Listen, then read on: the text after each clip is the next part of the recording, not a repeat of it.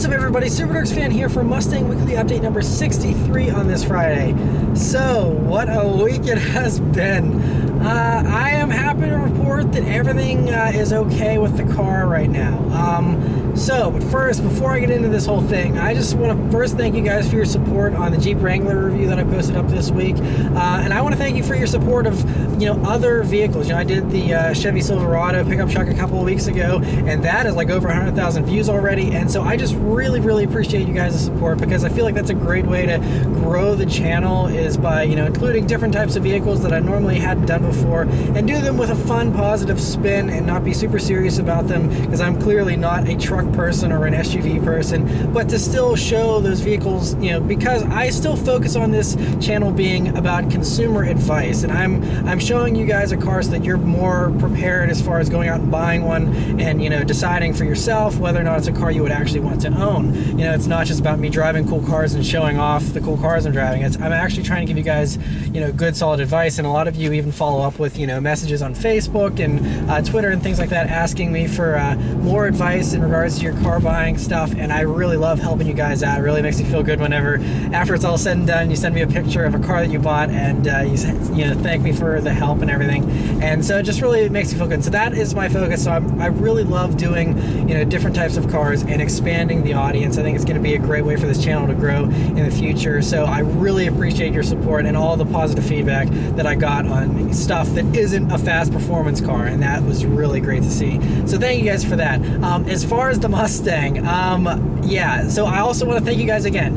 You guys are awesome in every single way. I just want to say that. I posted up that frantic video of the car not responding, and I got a lot of great recommendations, and one of the first ones was actually what ended up being the solution. And I actually talked with my tuner about the whole situation as well whenever it was all going on, and he suggested the same thing, that disconnecting the battery resets everything. And I actually, believe it or not, had never disconnected a battery before. I've jumped cars plenty of times, but I wasn't 100% certain that it was okay to unbolt a battery while it was still powering things in the car, because the radio and stuff wouldn't turn off.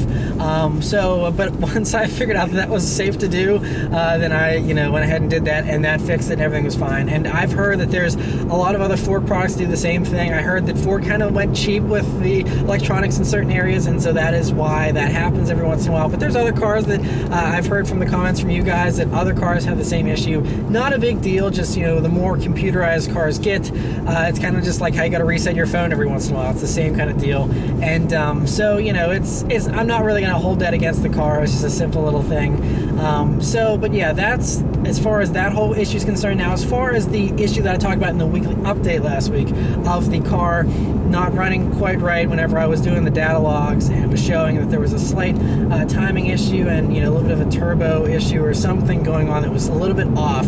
And after lots of troubleshooting, I gotta say, it was really, really stressing me out. I already, if you watch the 10 things I hate about the Mustang, before any of this even happened, I had doubts about this car's reliability, and I still have doubts, but I'm still confident in its reliability as well, because you look at on the Mustang 6G forums, there's threads of people that have tuned vehicles, and a lot of them are even higher mileage than me. There's a few over 30,000, and they're doing fine as long as you pick the right mods and you have a good tune that's safe and conservative.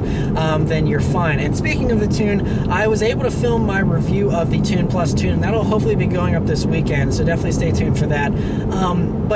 So with the right stuff, the car should hold up okay. It seems like, because then I hear other horror stories. That just this past week, a buddy of mine sent me a message and said, "Hey, don't want to scare you, but I heard about another EcoBoost that blew up in Virginia." And so it makes me nervous, but then I don't know what mods everyone has. I'm not seeing how they're driving it, or what their maintenance is like. So it's kind of hard to say whether they're making tons of EcoBoosts, so to hear about a few handfuls of them blowing up isn't that bad in the grand scheme of things, but it's still just, I get spooked very easily. So that was all it took for me to really be doubting this car. And I even went so far as to seriously consider upgrading to a GT. I even got to the point where I was like, okay, I probably could do without all the premium stuff, and I was looking at even base EcoBoost GTs that would make it a whole lot easier for me to upgrade. But at the same time, I decided, you know, not to go down that path just yet. You know, I want to hang on to this for a little while longer, and I still want to show, because, you know, my original idea with this car and buying this car, I knew that the GT was the more reliable and the more popular option, but I knew the EcoBoost was new, and I knew that there was going to be a lot of questions regarding its reliability and how it responded to modifications and all that kind of stuff. And I said, and if you watch like the Fund Anything video where I originally set out why I wanted this car, I wanted to be the guinea pig for you guys and for the whole EcoBoost community, and, you know, put a ton of miles on the car and, you know, try and push it a little bit and do reasonable mods that most people would probably do in these cars, and you know, see how it responded and kind of be a front runner, so that, you know, those of you that are just picking up your EcoBoost now or in the past 6 months can see what it's like down the road. And obviously one experience isn't going to be you know, I guess representative of the entire group of EcoBoost Mustangs out there, but just to kind of give some of you an idea. And I'm being honest and open about all of my stresses and all the positives as well, and there are still plenty of positives with this car. And I haven't finished, because all I've done so far is, you know, a tune and then the suspension stuff, and so I still want to show what this car is like with, you know, the other mods that most people do to a vehicle. And that brings me to the exciting news that because everything has been sorted out, and I'll explain why in a second, but because everything has been sorted out, I will be going ahead with the modifications I had planned that I'm still not at liberty to talk about, but I will be revealing it most likely on Tuesday. The video will probably be going live and everything will be done by Tuesday to show you guys just what I have going on with the car. That is very exciting. I think it's going to be you know, a great improvement to the vehicle. So that's that as far as that's all concerned. But what the actual problem is, I'm sorry to be beating around the bush, but I keep getting sidetracked with all these other things I want to talk about. As we do a little acceleration here. Yep, full strong. So what we finally figured out, thanks to you know, Adam of Tune Plus, he's been troubleshooting this with me, and he is just brilliant, and like he's a very, very good tuner for this platform. And anyway, what we finally realized was that it's not the car that was screwing up, it's the fuel. And it doesn't help that, you know, we started doing this tuning process in the winter, and as many of you know, there's winter blends of gas which have more detergents in them, less ethanol slightly, because they want to keep it from being I guess it's this old-fashioned thing that gas used to like freeze, and so they put all this crap in it so it didn't freeze in the wintertime.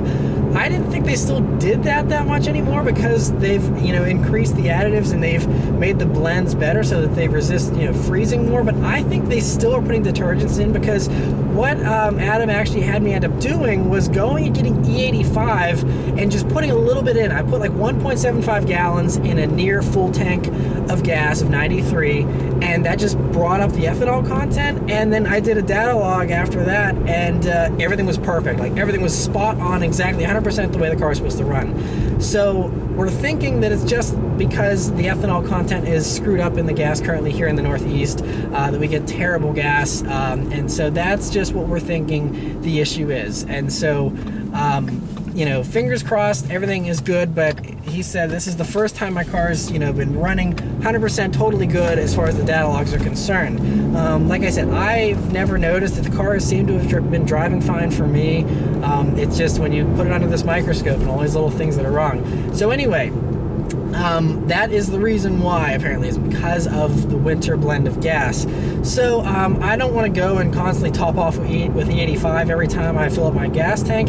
So I'm going, after I'm done with this tank of fuel, I'm going to have to reassess and you know, kind of see at that point where he wants to go. And my car isn't quite as fast as other cars that he normally tunes because of that currently, but I don't really care. I'm about safety more than anything else. I'm not going to the drag strip with this thing. I'm not trying to impress everyone with dyno numbers. I don't care. I just want a fun to drive car, honestly. And so I could care less about the numbers it makes. I know it's fun to drive and I'm happy, and that's all I want. So that's the whole thing with that. But he's reassured me that I won't have any issues, you know, after him looking over the data logs and seeing that it's the fuel.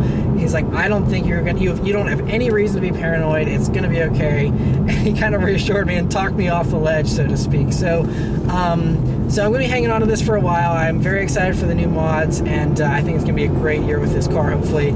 Fingers crossed. But definitely long term, I'm not going to be keeping this car for 100,000 miles or anything like that. But, you know, I definitely want to hang on to it for a little while longer and show you guys more of, you know, what this car is capable of. So anyway, sorry for the very long-winded response, but that is the whole explanation as far as what has been going on in this past week. And next week should be a very exciting week for this car. For those of you that have been requesting certain mods, I think you'll be very happy with what I'm putting on the car, and should be very exciting. So anyway, that's it for all the updates on the car. So I'll send it back to me at the news desk for this week's news. Right, for this week's news, the first thing is a really, really big deal, and that is that Toyota officially announced this week that they're killing the Scion brand. And so for those of you in America, you know that Scion is the youth brand of Toyota. They obviously have the very boxy XB and the TC, and of course the FRS. And so they're killing the brand completely just because they say there's slow sales. And I think it's also just the fact that, you know, Toyota has gotten more of a younger image recently, and they have more appealing cars to young buyers. And so Scion's a little bit redundant as well. So, but the cars from Scion, most of them will still survive. So they're killing the TC after the 2016 model year runs its course. So they're saying in August of this year, they're going to be rebranding the other 3 remaining Scion cars. But the TC will be no more. They're killing it completely, which is kind of crazy because that was one of their most popular vehicles still. And so for them to kill that, I'm a little bit surprised because they don't have a 2-door front-wheel drive comfortable coupe. And so that'll be interesting to see what Toyota decides to do, if they want to replace that with a new Celica or something like that. But in the meantime, nothing. So the remaining 3 Scions will be just rebranded as Toyotas. So the FRS, the IA, and the IM. All 3 of those will just be called the Toyota IM, Toyota IA, and apparently they're saying the Toyota FRS. Now this also is into the second thing, is they said that they're not renaming any of these cars aside from just making them Toyotas instead. But there's been some rumors that maybe they will rename the FRS, because everyone knows that the FRS is only called the FRS in America here, and that the Toyota version in Europe is called the GT86, and in Asia and other markets it's just called the 86. And so it would make sense to align it with the rest of the world, that they would just, since it's now officially a Toyota, just call it the Toyota GT86 like the rest of the world. I think that would make a lot of sense. Some markets actually call it the FT86, which is the model's code name back when it was being developed.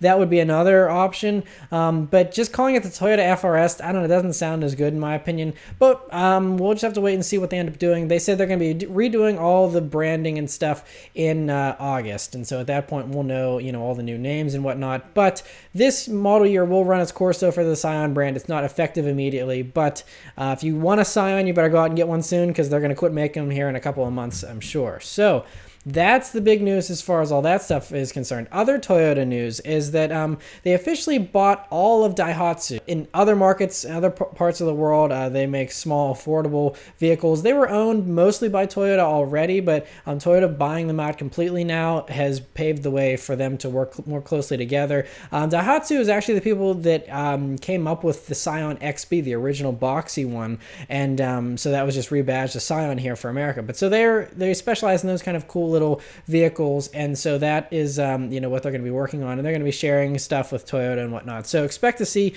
more affordable, cheap cars that may be coming to the States as Toyotas here, you know, in the near future. But very cool to see that they're going to be working together more.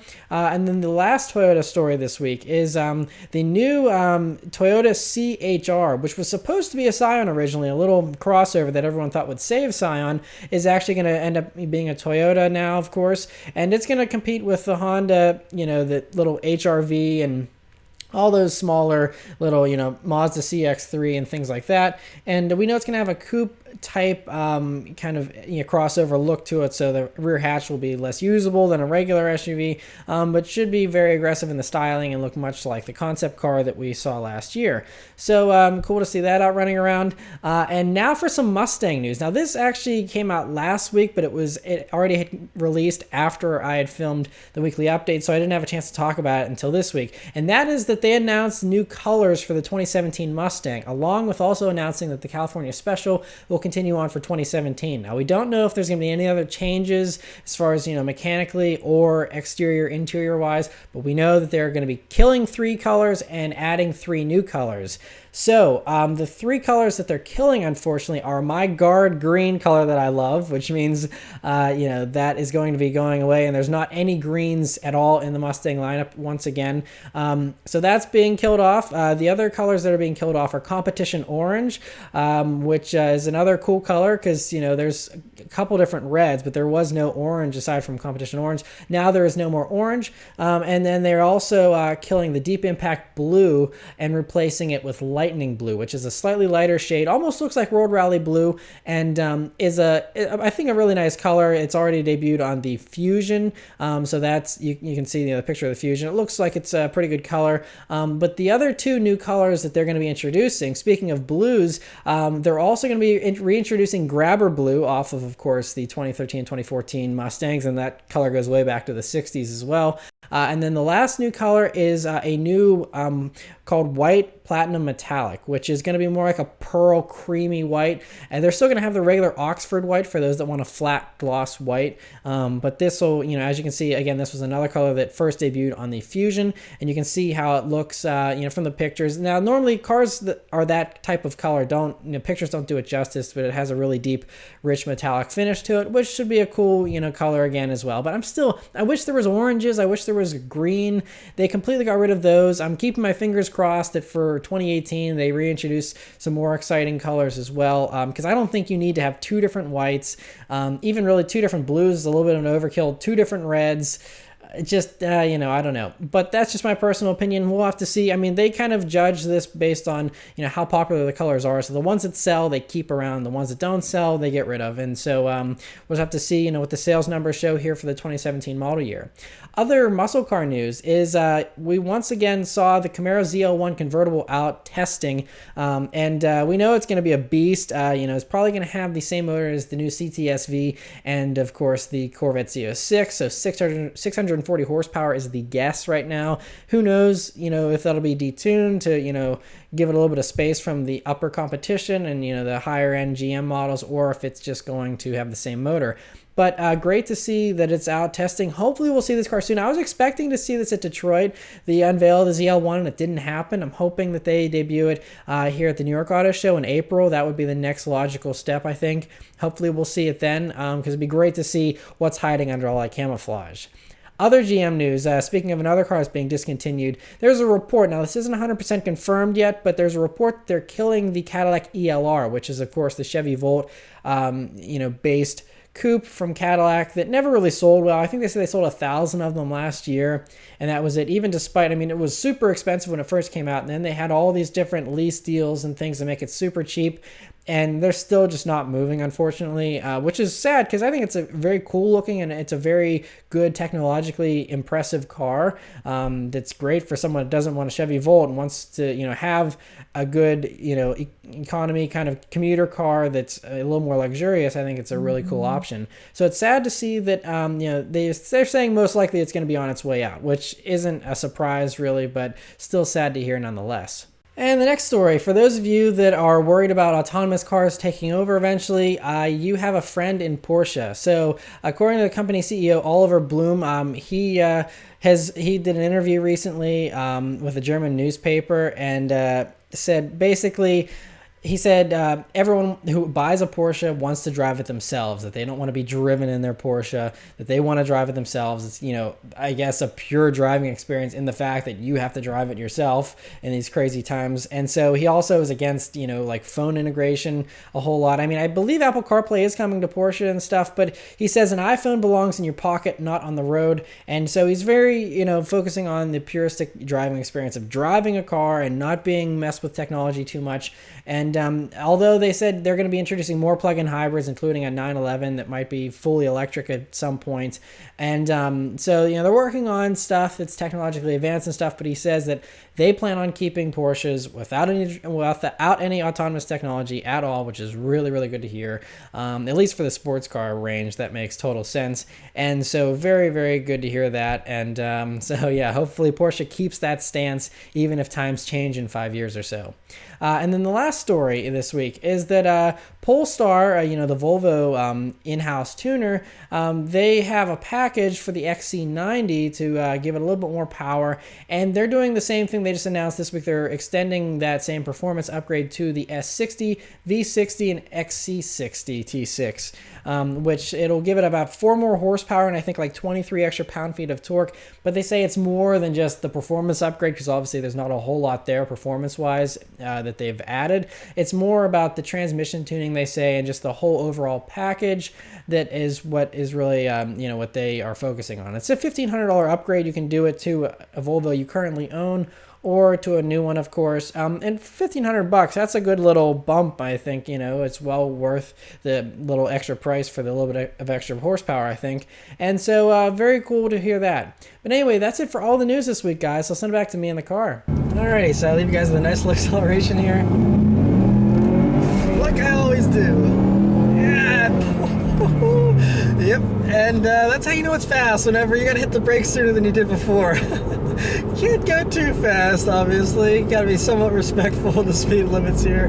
But anyway, yes, thing is definitely running strong now. So thank you guys very much for watching. I'll see you next week. Take care.